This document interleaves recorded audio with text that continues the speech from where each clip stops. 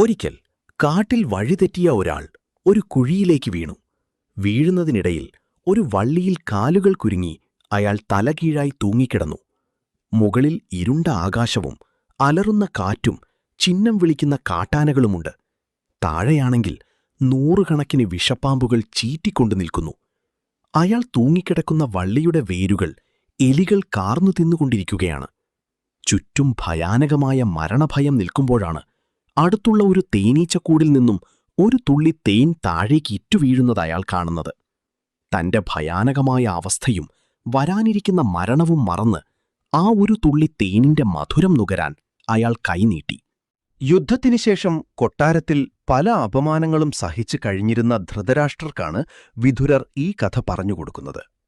ഈ കഥ കേട്ടപ്പോൾ ധൃതരാഷ്ട്രർക്ക് ഒരു വലിയ സത്യം മനസ്സിലായി.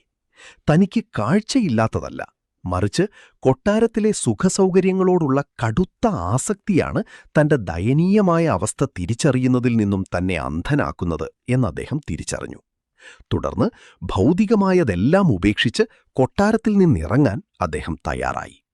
വളരെ തിരക്കേറിയ ഇന്നത്തെ ആധുനിക സമൂഹത്തിൽ ഈ കഥയ്ക്ക് വലിയ പ്രസക്തിയുണ്ട്. കുഴിയിൽ വീണ മനുഷ്യൻ ഇന്നത്തെ ഓരോ വ്യക്തികളെയും പ്രതിനിധീകരിക്കുന്നു. എലികൾ കാർന്നു തിന്നുന്ന വള്ളി നമ്മുടെ ആയുസ്സിനെയും ചുറ്റുമുള്ള പാമ്പുകളും ആനകളും നാം പ്രതിദിനം അഭിമുഖീകരിക്കുന്ന പ്രതിസന്ധികളെയും അനിവാര്യമായ മരണത്തെയുമാണ് സൂചിപ്പിക്കുന്നത്. ആ ഒരു തുള്ളി തേൻ എന്നത് ക്ഷണികമായ ഭൗതിക സുഖങ്ങളെ, സമ്പത്ത്, ആഡംബരം, പദവികൾ മുതലായവയാണ്. ഇന്നത്തെ കാലത്ത് പലപ്പോഴും ഗുരുതരമായ ജീവിത യാഥാർത്ഥ്യങ്ങളെ, രോഗങ്ങൾ, പാരിസ്ഥിതിക പ്രശ്നങ്ങൾ, വാർദ്ധക്യം, മരണം നാം അവഗണിക്കുന്നു. എന്നിട്ടും താത്കാലികമായ സന്തോഷങ്ങൾക്കും സമ്പത്തിനും പിന്നാലെ മാത്രമാണ് നമ്മുടെ യാത്ര. താൽക്കാലിക ലാഭങ്ങൾക്കപ്പുറം ജീവിതത്തിന്റെ യഥാർത്ഥ അവസ്ഥ മനസ്സിലാക്കാനും അനാവശ്യമായ ഭൗതിക ആസക്തികളിൽ നിന്നും മോചനം നേടാനും ഈ കഥ നമ്മെ ഓർമ്മിപ്പിക്കുന്നു.